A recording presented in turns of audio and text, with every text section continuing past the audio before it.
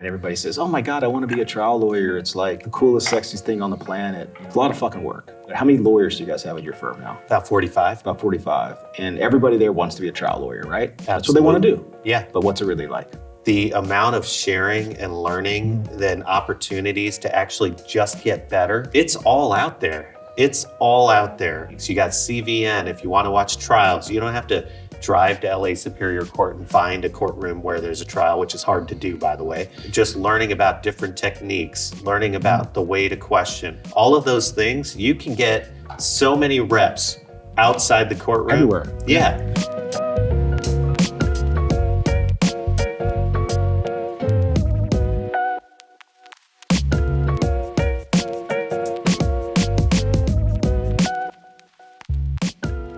Welcome to this episode of Bourbon and Proof, where we interview those who have been both successful at law and life. And we're honored to have our esteemed co-host here first, Mr. Mauro Fiore Jr. Hello, Bob. Thank you for not banishing me from the set just yet. Well, we're filming from Las Vegas, and it's one place that Mauro feels very comfortable. Yeah, you know, they have a lot of prayer groups here, Bible study. I feel comfortable going to those. Yeah, he's been to a few chapels here for late night weddings, but we're one of the, probably the best top 5 trial lawyers ever in our generation. We have on the show today, Rahul Ravipudi. What's up, brother? Woo! So a lot of people don't know, but you guys have an office here in Las Vegas, and you got like a $150 million verdict one time?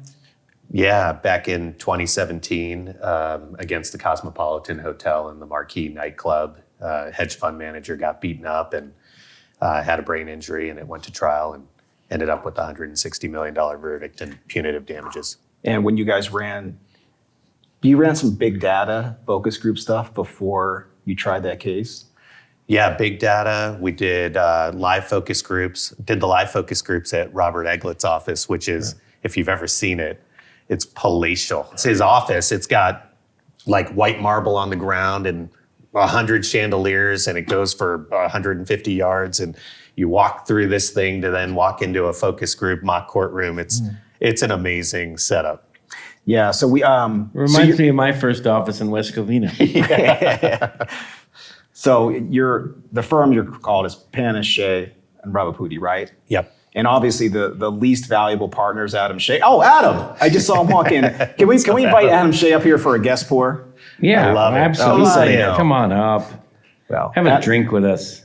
Well, Adam Shea, welcome. So here he comes. There he so the is. first pour we're going to give Rahul before his partner gets here, which is a surprise. I just happened to see him in the back here. Look at this. He's got like a military Like the badge. jacket. Look at this. What's up, man? How you doing? What's going on? How are What's you? going on, my man? I'm good. How you guys doing? Everybody doing well? I heard your hologram went well. Yes, I would rather be here. Until I crashed. People were looking for you. So you're going to be part of the first pour. We'll do this one first. Chug that. Okay. We might need another glass. Do you have one, Rahul? That I one's a do. special one at the end. Yeah. All right. Charles Woodson. Charles Woodson. So we all know Rahul is a big Buffalo Bills fan. Huge. Like, we are in a fantasy football league, all 3 of us, and he's always drafts a bunch of Bills. But Charles Woodson here, but his 60th interception was off Kyle Orton in 2014. He ran it back for a touchdown. You guys lost. Probably salt in the wound. But what you may not know about Charles Woodson is he has like that nose. He's big into wine and all these things. He's big into bourbon. He made his own. I'm known for having a nose myself.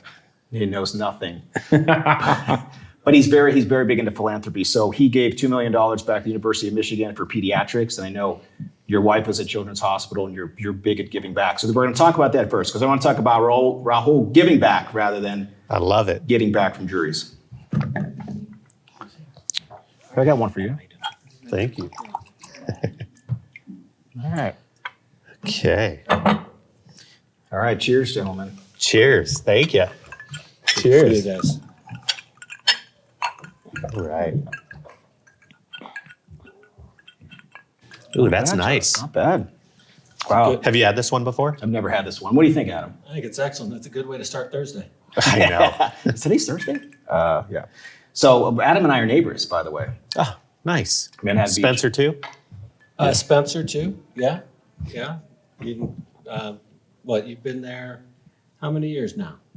Manhattan Beach 5 years. But you know who bought the house right next door to me? Literally right next door.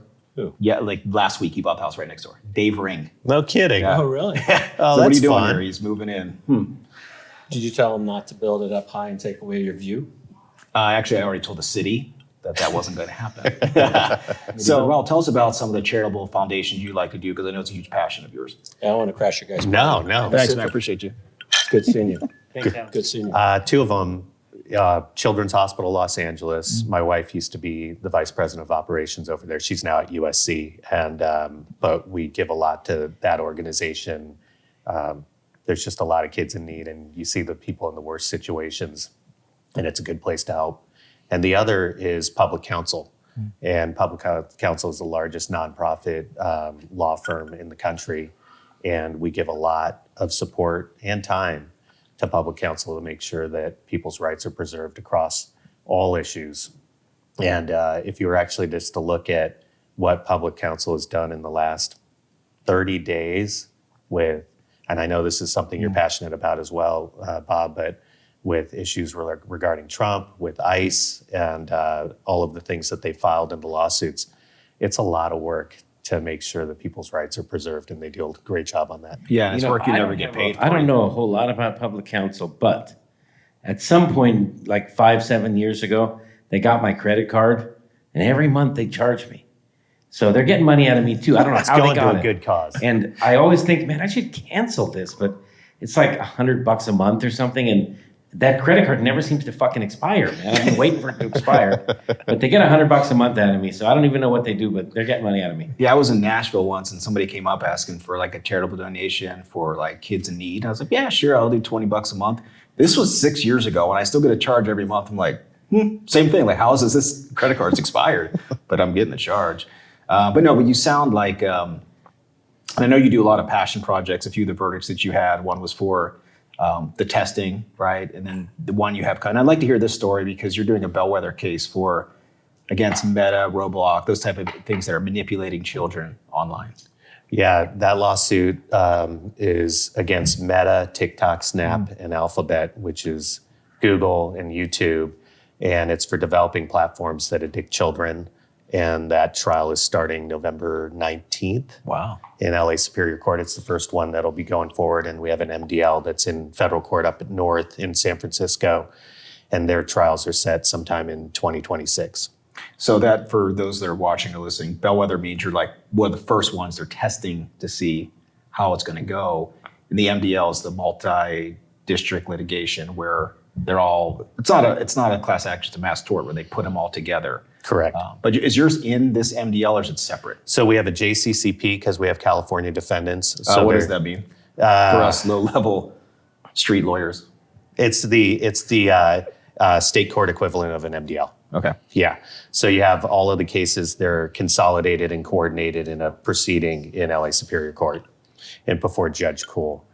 And so this is the first of those that is going. And you've got individual plaintiffs, which are children, and then you have school districts in the MDL and children as well. And then you have a number of state attorney generals that are being a part of this as well. We have a state attorney general in the audience. Yes. Hopefully when this airs. Oh, she's on here. There we go. I love You guys it. had something in common you didn't know. I haven't been in too many MDLs lately. I stick to more low-level stuff. Dude, how long is You're this trial? involved in the Eaton Fire litigation. Yeah, as a matter of fact, I am. I have one case. My friend's nursing home burned down in Altadena, a good friend of mine. And so I said, shit, man, I'll file that one for you. It burned his building, his business, everything. It's crazy. Yeah. Yeah, we have a few Eaton Fire cases with your firm and some others as well. I mean, but that community was devastated. It's awful.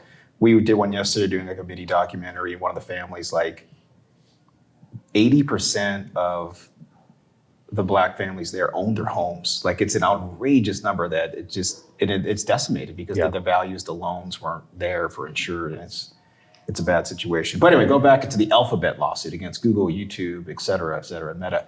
How long is this trial, dude? It's got to be long. It's going to take a while. It'll take us through probably through most of January. Yeah. And then what happens is we've got 3 bellwether trials. One plaintiff will take us through January. Judge Cool gives us a week off, and then we start the next one. finish that, and then we get a week off, and then we start the next one. So you're taking that 1 week to watch the Bills lose the Super Bowl? Oh, that is so hurtful. Well, all I heard is the Bills will be in the Super Bowl. That's Whenever fantastic. I was in grade school, we had one kid, grew up in Pittsburgh. We had one kid from Buffalo. It was all Italians in Buffalo, Italians in Pittsburgh. We'd be at the bus stop, and he would always wear his Bills jackets. We'd say, hey, Jimmy, you know what Bill stands for? Boy, I love losing Super Bowls. Never got old. You know, I didn't know you were such a Bills fan.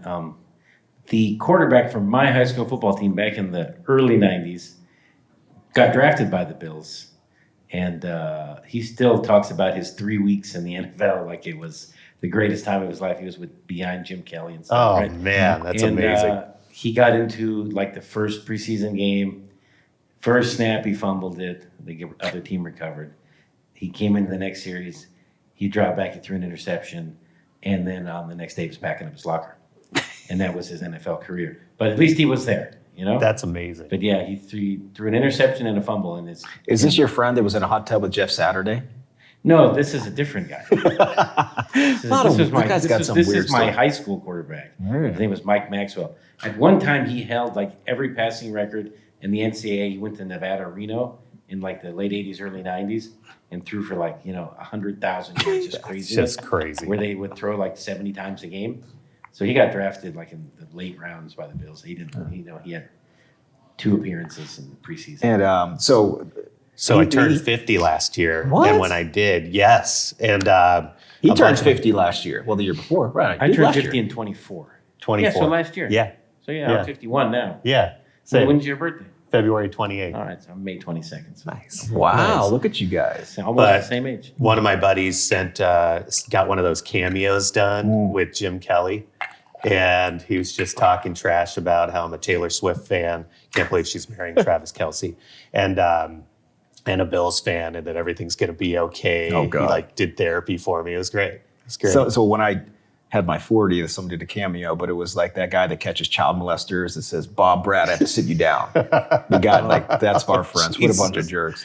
No, but his son, Mauro, one of his sons does his fantasy football team. That's why he kicks our ass every year. It's 'cause of his kid. In the Please, CAALA League, Bob yeah. wins. I saw Yossi, and he said, is your team going to be competitive this year?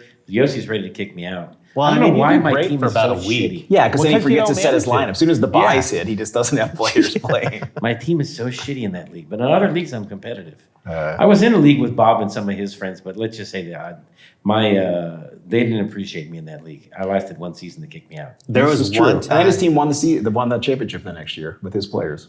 There was one year where you got accused of giving your players away to another team. Yeah, I was like, man, I'm not smart enough to be colluding.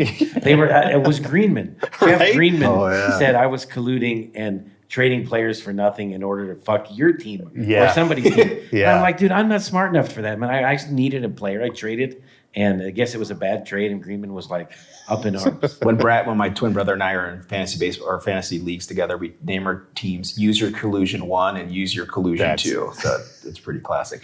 No, but I mean, going back to you have 3 boys. Yeah. They're 2 are probably almost 18, over 18 now, right? Yeah, one's in college, one's a Jeez. junior in high school, and one's an 8th grader. Wow. So- And every year, Rahul and his sons are at Lottie Gras. We see front stage. Love Dude, it. It's so fun. Love it. Oh man, after the Ice Cube performance, we drove home, and my son, who had never heard Ice Cube before, was just playing it for months and months and months. He'd It was never heard so Ice cool. Cube. Oh. Wow, I know. He was sheltered. Well, by the time this airs, we could say, but Diplo's doing Lottie Gras this year. Oh. Dude, and Friends, and Oh, my DJ Z Trip's coming. It's going to be this will be a good year. But going back to like long trials, having kids, man, like I remember one time I was just literally downtown in the seediest bar you could think of, meeting my investigator, Governor Facts, remember and that it's day. like 11 a.m. at this bar. In downtown? The Redwood? It's like the Pirate. Yeah, the it's the Redwood. Redwood. It's fucking the only bar ever, man. You go there at 11 like 9 it a.m. opens at You 11. can get a Pabst Blue Ribbon tall boy for $1.50. Yeah. So I'm meeting go over these facts of like these cases we got with my investigator, and there's no one else in this bar. It's completely empty except for 2 guys in suits at their lunch break. And it's him and his then partner, Kevin Boyle, Yep. trying a burn case for somebody. Right? They were burned over their whole body. Yeah, gas company case. Oh, yeah. I love the Redwood. If I'm not in trial unless I'm at the Redwood, Oh, that place is great. you know. Yeah. I was like, what are you guys doing here? He's like, what are you doing here? I'm like, I look like I should be here. You guys in suits do not look like you should be here.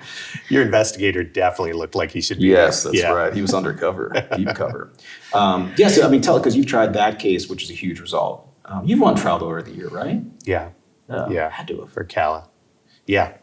The longest, this was before that, I had a trial in downtown, in Long Beach, and it was against the county of LA, and it was a 2-phase trial, and it took 5 months to try. So, and then the kids were little then, and I still remember, thank Oh, goodness. you got a drink on the show. my bad. You got a drink on this show.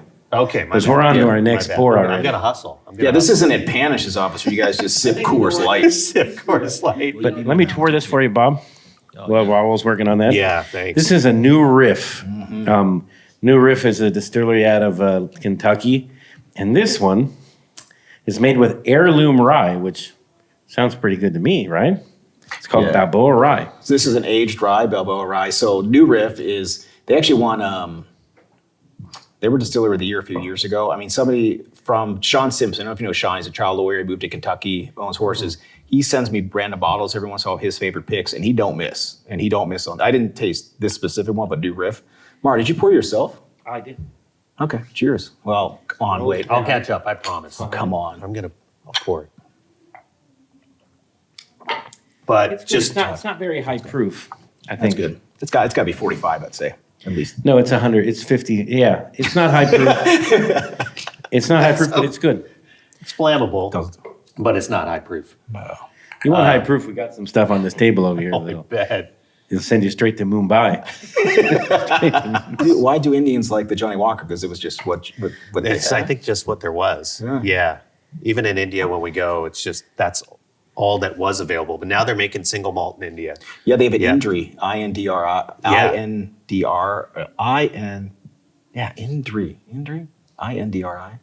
whatever. There's- We've had it. Somebody brought me back one from India. And it was pretty good, but it Yeah. tastes more like a Scotch. It does. Yeah. It does. I think it's intended that way too. Which I'm a bourbon guy more than a Wow. Scotch guy. Yeah, I love it. Yeah. But just on that 5-month trial, I came home and I had welcome home balloons from the kids. No. And it was so sweet, but it was like so sad at the same time that you're gone for that long that you get welcome home balloons. But it's just kind of Is the way it that, is goes. that your longest trial that you've done? 5 months is my longest. And that was in downtown LA? Long Beach. And so did you stay down in Long Beach I stayed too? in Long Beach. Yeah. Stayed at the hotel I got married in, the Westin in Long Beach. Wow. Yeah. It's Yeah, one of I the few mean- places you can have 500 people and Indian food. I would say definitely if I was in Long Beach, I'd probably stay down there. I don't stay. If I'm in trial in downtown Van Nuys, because I live in Hollywood Hills by the Hollywood Bowl, so I'm in Van Nuys downtown. I'll just drive back and forth. But if I'm far, I'll just stay down there too. Yeah. It's too much. All the stress of trial and then dealing with traffic too is not good. Yep. Yep. I use usually that traffic time to get work done after the trial and go home. I try to sleep in my own bed as much as I can. 2 nights at a hotel and it gets weird. Do you have like a driver pick you up and sit in your Sprinter with your printer and the No, come on. I Lincoln just Lawyer? need a MiFi and actually that's pretty accurate. Actually, so Mauro inspired me.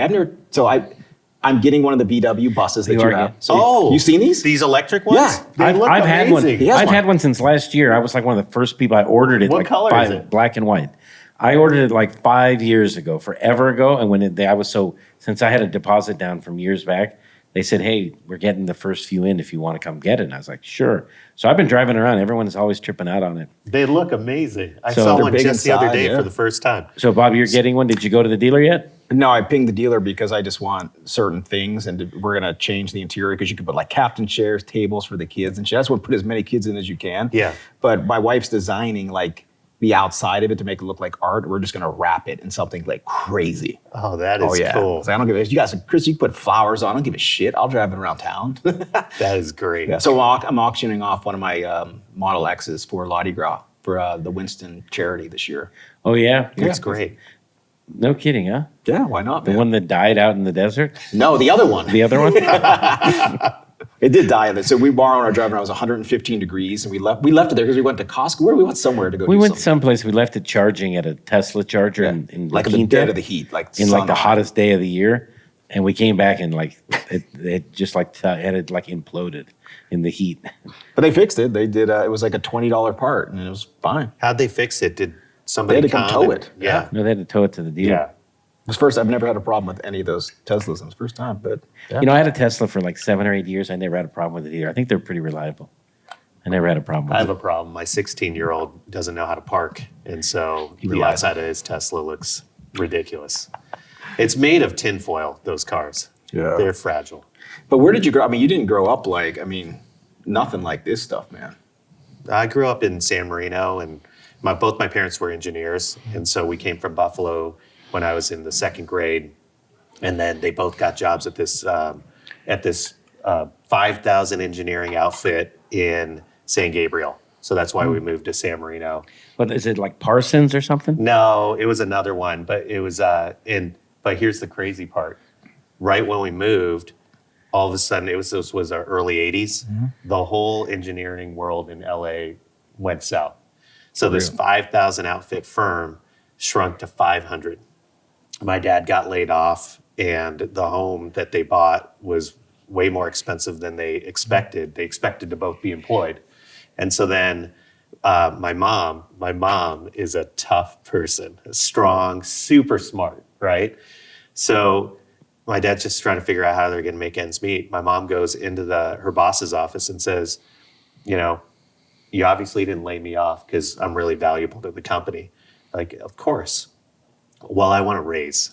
And they said, well, we just laid off 4,500 people and we don't have money to give you a raise. She goes, well, then I quit. And so then both my parents were totally unemployed for a pretty decent period of time. And then my mom got another job, and then my dad stopped doing engineering and went into real estate. Thank goodness made it out of that without losing the house. But it was, we grew up, you know, just a normal life, public schools, had a good time. So yeah, I'm in public. This guy sends his kids to private school. Yeah. You know, foo-foo, this guy. Yeah, well, I mean, I Private Catholic school where private Catholic he school. pretends. Well, they have a different tuition schedule if you go to mass. He calls it a scheme. So I show up and I make sure I drop my envelope there almost every Sunday. I don't know how long I stay, but the envelope makes its way into the collection plate. So they think I'm a parishioner and I get parishioner tuition. I hope nobody from the school's watching. But yeah, so I get the parishioner tuition. And how much less is that? About $7,000 or $8,000 a year. Wow. So it's worth it to get up on Sunday and drop the envelope off. Yeah, and you had a big case that kind of defined, you know, some rights for kids out in San Bernardino with the walk for having a crosswalk and a school bus with a catastrophe, and you guys had a huge result on that one. Yeah.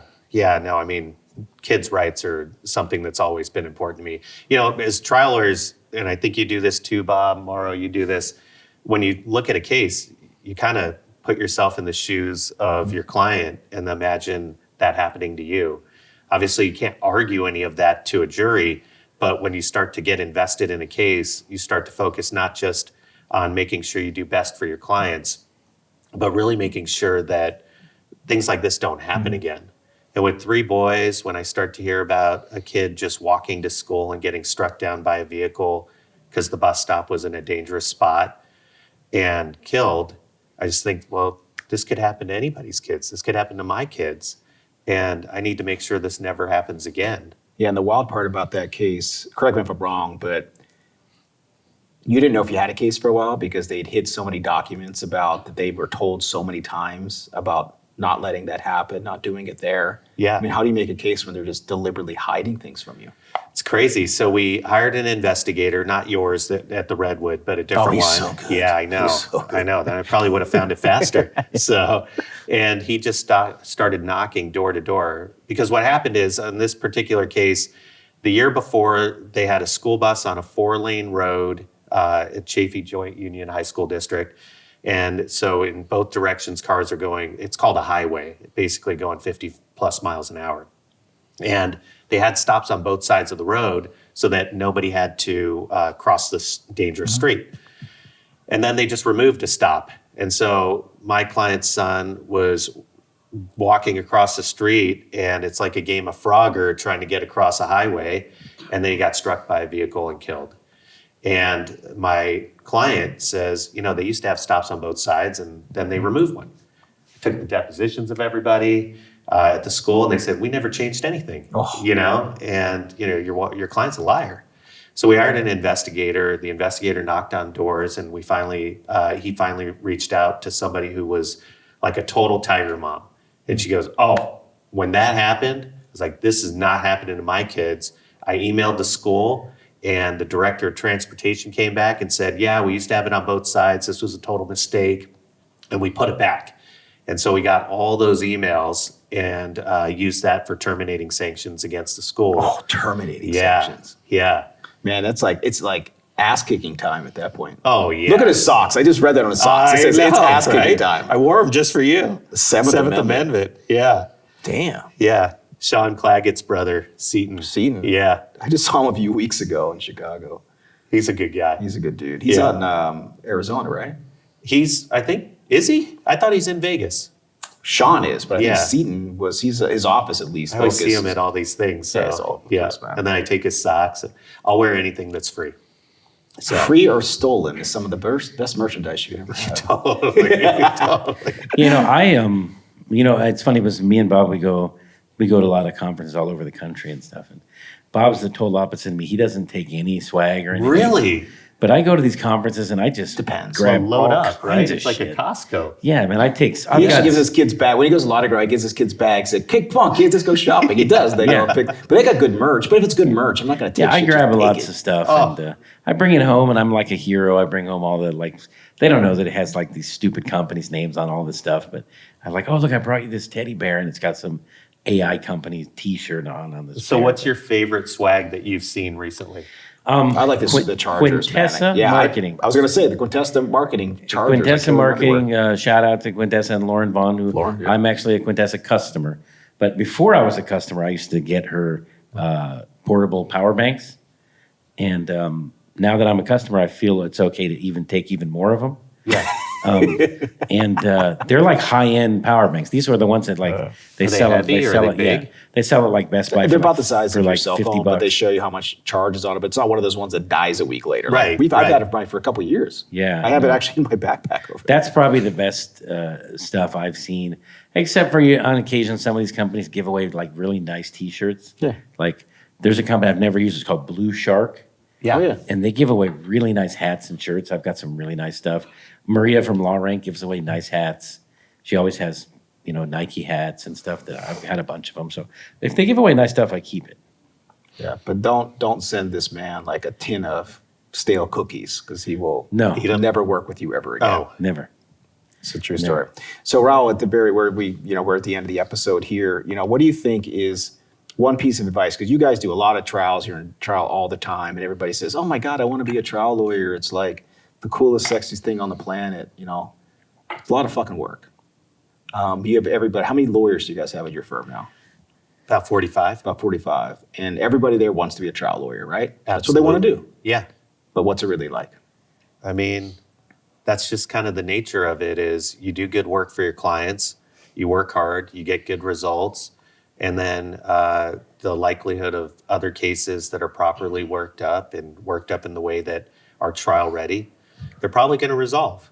And so you've got this thing where you're hurrying up and working hard, and then you don't actually get to enjoy the trial experience.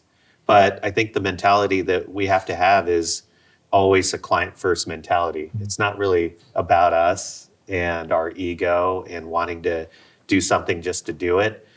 If we're getting the best result for our client at any point in time, then we've done right, and that's what a trial lawyer needs to do.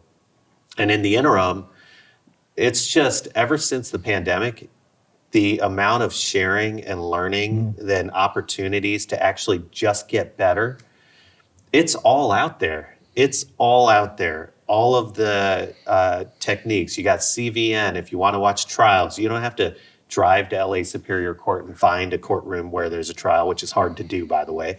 And then, or just learning about different techniques, learning about the way to question, people teaching about different cross-examination concepts.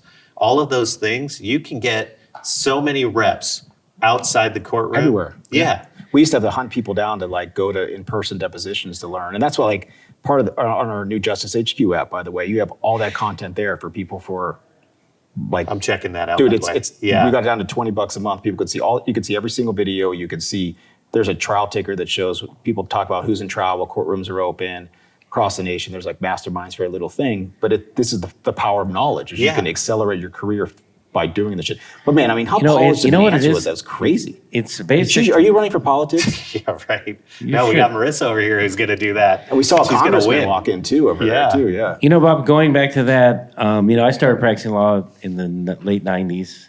So in those days, nobody shared anything. And there was no way to share it anyways. I practiced, there was no one even had fucking email when I started. Nothing.